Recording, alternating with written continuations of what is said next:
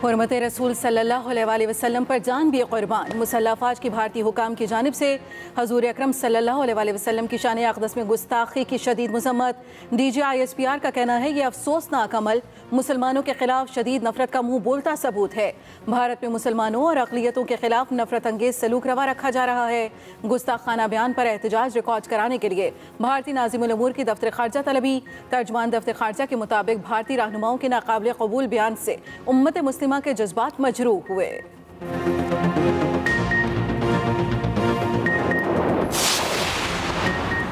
BJP रहनुमाओं का गुस्ताखाना बयान, हुकूमत और अपोजिशन एक पेज पर। सदर आरिफ अलवी ने कहा, मुतनाज़े बयानात हिंदुस्तान में इस्लामोफोबिया के बढ़ते रुझान की अक्कास हैं। शहबाज शरीफ ने भारतीय जनता पार्टी की मरकजी तर्जुमान की आकाए दो जहां सल्लल्लाहु अलैहि वसल्लम की शान में गुस्ताखी पर शदीद गम व गुस्से का इजहार किया।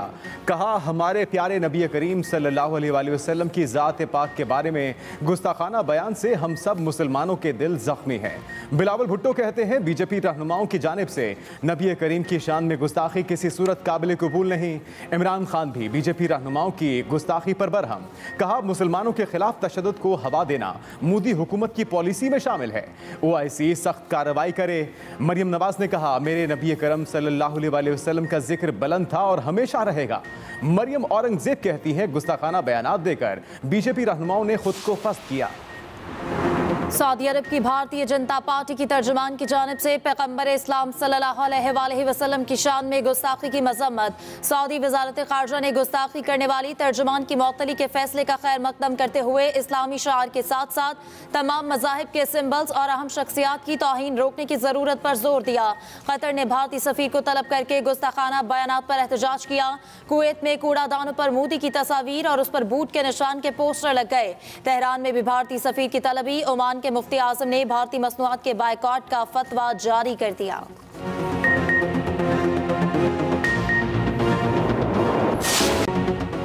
सिंध हाई कोर्ट में दुआ ज़हरा बाजियाबी केस की समाअत। दुआ ज़हरा शौहर ज़हीर के हमरा अदालत में पेश। अपने बयान में दुआ का कहना था, मेरी उम्र 18 साल है, अगवा नहीं किया गया, ज़हीर ने कोई ज़बरदस्ती नहीं की, शौहर के साथ जाना चाहती हूँ। अदालत ने दुआ ज़हरा को शेल्टर होम भेजने की हिदायत कर दी। दुआ ज़हरा की उम्र के तयन के लिए मेडिकल टेस्ट कराकर 2 रोज़ में रिपोर्ट पेश करने का हुक्म। समाअत 8 जून तक मुलतवी।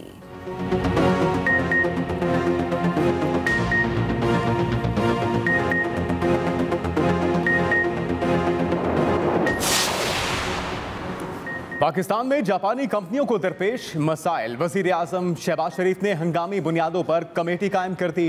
तकरीब से खिताब करते हुए वज़ीर आज़म शहबाज शरीफ ने कहा, जापानी कंपनियों को दरपेश तमाम मसाइल 1 हफ्ते के अंदर अंदर हल करके रिपोर्ट पेश की जाए। एक्सपोर्ट प्रोसेसिंग जोन्स को टैक्स फ्री करने के फौरी इक़दाम किए जाएँ। जापानी कंपनियाँ पाकिस्तान में सरमायाकारी से एक्सपोर्ट इंडस्ट्री पर काम करें।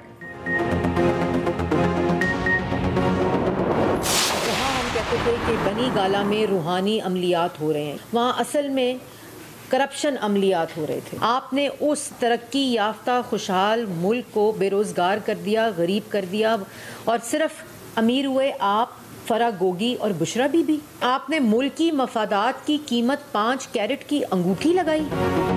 मुल्क की मफादात की कीमत सिर्फ 5 कैरात की अंगूठी। विफाकी वज़ीर इत्तलात मरियम औरंगजेब की इमरान खान हुकूमत पर कड़ी तनकीद। कहा, ये दूसरों की पगड़ियां उछालते रहे लेकिन इनके अपने घर में करप्शन होती रही। हम समझते थे बनी गाला में रूहानी अमलियात होते हैं, लेकिन वहाँ तो करप्शन अमलियात हो रहे थे। रियासत मदीना की बात करने वाले दरअसल अपनी करप्शन छुपाने की कोशिश कर रहे हैं।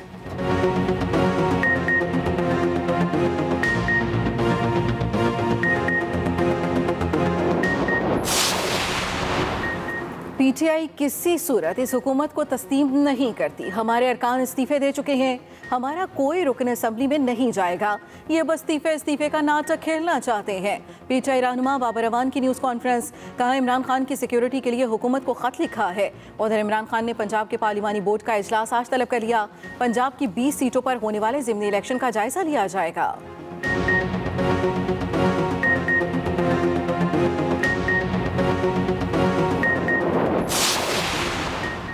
कौम 2 माह का नहीं 30 साल का हिसाब मांग रही है। इलेक्शन कराओ और घर जाओ।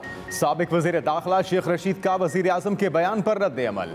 कहा पहले ही हुक्मरानों का 13 जमातों का ग्रैंड इत्तेहाद है, अब शहबाज शरीफ कौन सा ग्रैंड इत्तेहाद चाहते हैं। साम्राज्यी ताकतें हमारी मईशत तबाह करके एटमी ताकत छीनना चाहती हैं।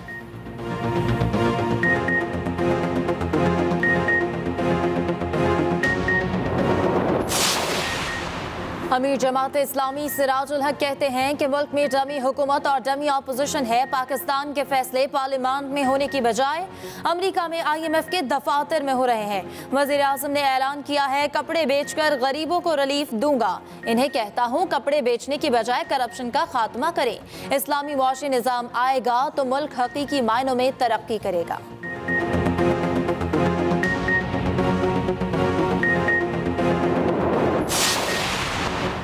स्पीकर कौमी असम्बली आज मुस्ताफी PTI अरकान से तस्दीक का आगाज करेंगे। राजा परवेज अशरफ इस्तीफों को इल्तवा में रखने समेत दीगर अमूर पर माहिरीन से राय ले चुके। जराए के मुताबिक राजा परवेज अशरफ इस्तीफों की तस्दीक के लिए 30 PTI अरकान को तलब किया है।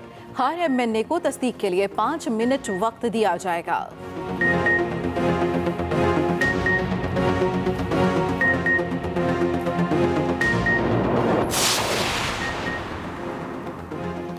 कौमी असम्बली का इजलास 4 बजे तलब। 32 नुकाती एजेंडा जारी। पेट्रोलियम मसनूआत की कीमतों में इजाफे से मुतल्लिक तवज्जो दिलाओ नोटिस पर गुफ्तगू होगी। सिंध में शदीद लोड शेडिंग से मुतल्लिक तवज्जो दिलाओ नोटिस भी एजेंडे में शामिल। कौमी रहमत लिल आलमीन अथॉरिटी बिल 2022 पर कायमा कमेटी की रिपोर्ट पेश होगी।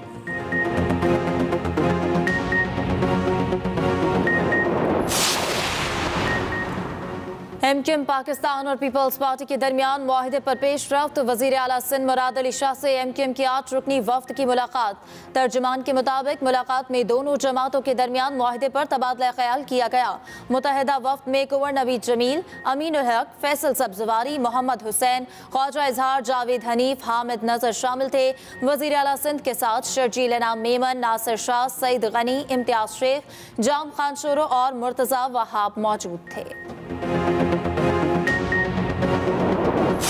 इतनी लोड शेडिंग हो रही है कि हर 4 घंटे के बाद 1 घंटे के लिए लाइट चलेगी। परेशान हो गए। रात को बजे चली जाती है, 2-2 ढाई घंटे चली जाती है। बिजली का सूरत हाल तो बहुत ही खराब है, जिसकी वजह से काम धंधा भी परेशान हो रहा है। छोटे छोटे बच्चे हैं, बड़ी परेशानी हो रही है। ना गैस आ रहा है, ना बिजली आ रहा है। लाइट आ नहीं रही, बहुत बुरा हाल है।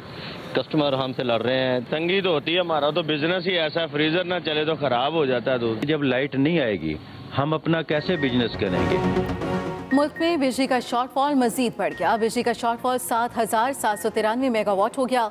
बिजली की पैदावार 19,207 मेगावाट जबकि तलब 27,000 मेगावाट है। शॉर्टफॉल बढ़ने से लोड शेडिंग का दौरानिया भी बढ़ गया। मुख्तलिफ शहरों में 16 घंटे तक की लोड शेडिंग जारी। शहरियों को शदीद मुश्किलात का सामना।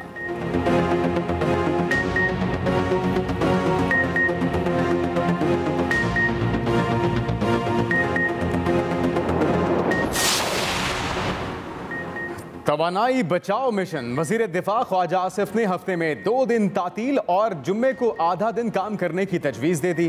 अपने ट्वीट में लिखा हफ्ते में 4.5 दिन काम से ट्रैफिक कम, तेल और बिजली की बचत होगी। काम के दिनों में 1 घंटा दफातर का दौरानिया बढ़ा दिया जाए। 2 दिन तातील से किफायत जारी के कल्चर को फरोग मिलेगा।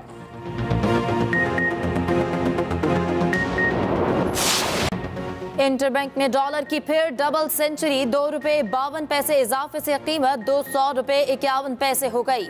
पाकिस्तान स्टॉक एक्सचेंज में कारोबार के दौरान तेजी।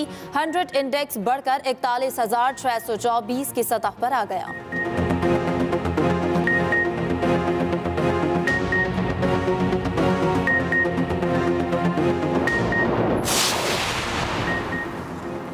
लाहौर हाई कोर्ट के जस्टिस शुजात अली खान ने वज़ीर आला हमजा शहबाज के इलेक्शन को कलअदम करार देने के खिलाफ तमाम दरखास्तें chief justice Lahore high court को वापस भिजवा दी। एडवोकेट अज़ीज़ सिद्दीक़ ने अदालत को बताया कि इस तकरीबन चीफ जस्टिस की अदालत में मुकम्मल हो चुका था, लेकिन फाइलें इस कोर्ट को भिजवा दी गई हैं। जस्टिस शुजात अली खान ने रिमार्क्स दिए, दरखास्तों को ट्रांसफ़र करने के हवाले से कोई ऑर्डर मौजूद नहीं है। जस्टिस शुजात अली खान ने तहरीक इंसाफ, परवेज़ इलाही, मुनीर अहमद समेत दीगर की दरखास्तें वापस chief justice Lahore high court को भिजवा दी।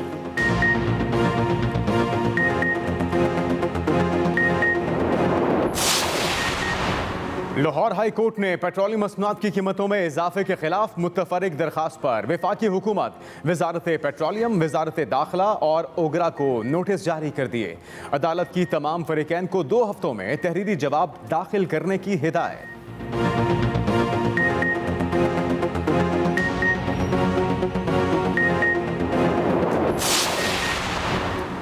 पाकिस्तान में हज ऑपरेशन शुरू हो गया। लाहौर से पहली परवाज 220 आज़मीन हज को लेकर रात गए मदीना चली गई।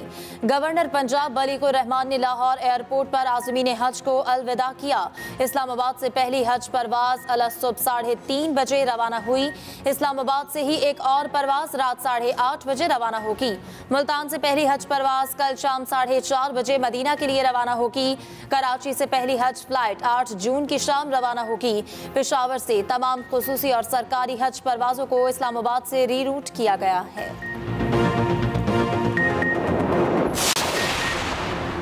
लाहौर से सूबाई असेंबली की 4 नशिस्तों पर ज़िमनी इलेक्शन, कागजात नामजदगी जमा करवाने का सिलसिला जारी। कागजात नामजदगी 7 जून तक जमा करवाए जा सकेंगे। इलेक्शन कमीशन कागजात नामजदगी की जांच पड़ताल 11 जून तक करेंगे। रिटर्निंग अफसरान के फैसलों के खिलाफ अपीलें 15 जून तक दायर करवाई जा सकेंगी। ट्रिब्यूनल अपीलों पर 21 जून तक फैसला करेगा, जबकि उम्मीदवारों की नजर सानी शुदा फहरिस्त 22 जून को आवेजा की जाएगी। कागजात नामजदगी वापस लेने की आखिरी तारीख 23 जून है। उम्मीदवारों को इंतखाबी निशानात 24 जून को अलॉट किए जाएंगे।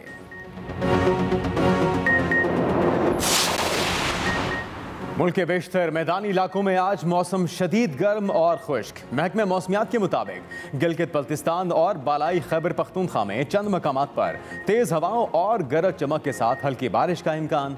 इस दौरान खित्ता पोटोहार में गर्दालूद और तेज़ हवाएं चलने की तवक्को।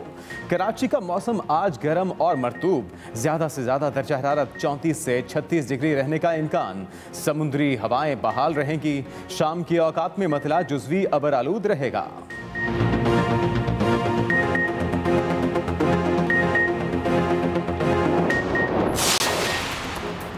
ICC women player of the month के लिए नामजदगियों का ऐलान। 3 नामजदगियों में 2 पाकिस्तानी क्रिकेटर्स शामिल। बिस्मा मारूफ, तुबा हसन और ट्रेंटी स्मिथ में से फैसला वोटिंग पर होगा।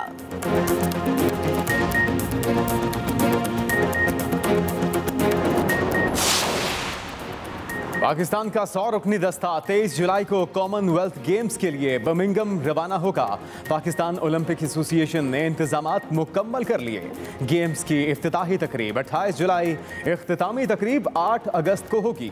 पाकिस्तानी खिलाड़ी athletics, badminton, boxing, hockey, squash, swimming, table tennis, weight lifting, wrestling और दीगर मुकाबलों में हिस्सा लेंगे।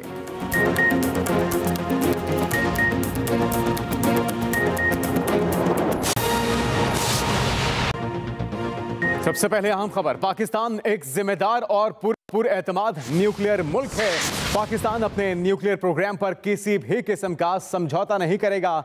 Chairman joint chief of staff committee general Nadeem Raza का सेमिनार से खिताब। कहा, पाकिस्तान के जौहरी प्रोग्राम को तमाम सियासी जमातों और पाकिस्तानी अवाम की मुकम्मल हिमायत हासिल है।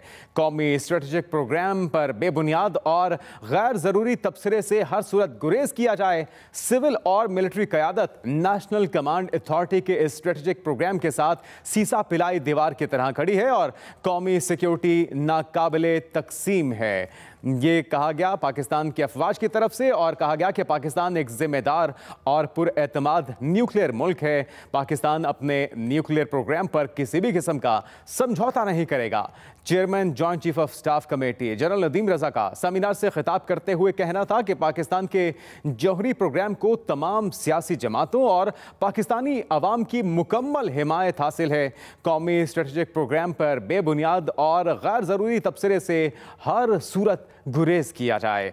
उनका यह भी कहना था कि सिविल और मिलिट्री क़यादत नेशनल कमांड अथॉरिटी के इस स्ट्रेटेजिक प्रोग्राम के साथ सीसा फिलाई दीवार की तरह खड़ी है। जबकि कौमी सिक्योरिटी के बारे में उन्होंने कहा कि ये नाकाबिले तकसीम है। उनका यह कहना था कि पाकिस्तान एक जिम्मेदार और पुरएतमाद न्यूक्लियर मुल्क है। पाकिस्तान अपने न्यूक्लियर प्रोग्राम पर किसी भी किस्म का समझौता नहीं करेगा। Chairman joint chief of staff committee general Nadeem Raza का सेमिनार से खिताब, और इस मौके पर उनका ये कहना था कि पाकिस्तान के जोहरी प्रोग्राम को तमाम सियासी जमातों और पाकिस्तानी अवाम की मुकम्मल हिमायत हासिल है। कौमी स्ट्रेटजिक प्रोग्राम पर बेबुनियाद और गैर ज़रूरी तबसरे से हर सूरत गुरेज किया जाए। सिविल और मिलिट्री क़यादत नेशनल कमांड अथॉरिटी के इस स्ट्रेटजिक प्रोग्राम के साथ सीसा पिलाई दीवार की तरह खड़ी है। कौमी सिक्योरिटी नाकाबिले तकसीम है, ये कहना था जनरल नदीम रज़ा का। जबकि उनकी तरफ से यह भी कहा गया कि पाकिस्तान एक जिम्मेदार और पुरएतमाद न्यूक्लियर मुल्क है। Chairman joint chief of staff committee general Nadeem Raza की तरफ से यह भी कहा गया कि पाकिस्तान अपने न्यूक्लियर प्रोग्राम पर किसी भी किस्म का समझौता नहीं करेगा। पाकिस्तान के जोहरी प्रोग्राम को तमाम सियासी जमातों और पाकिस्तानी अवाम की मुकम्मल हिमायत हासिल है। जबकि कौमी स्ट्रेटजिक प्रोग्राम पर बेबुनियाद और गैर ज़रूरी तबसरे से हर सूरत गुरेज किया जाए। जबकि जनरल नदीम रज़ा ने यह भी कहा कि सिविल और मिलिट्री क़यादत नेशनल कमांड अथॉरिटी के स्ट्रेटजिक प्रोग्राम के हवाले से पुरएतमाद है। सिक्योरिटी और तमाम जो इससे मुतल्लिका इदारे हैं, जो किए जाने वाले इक़दामात हैं, उस पर भी उन्होंने इज़हार ख्याल किया और कहा कि पाकिस्तान एक ज़िम्मेदार और पुरएतमाद न्यूक्लियर मुल्क है। पाकिस्तान अपने न्यूक्लियर प्रोग्राम पर किसी भी किस्म का समझौता नहीं करेगा।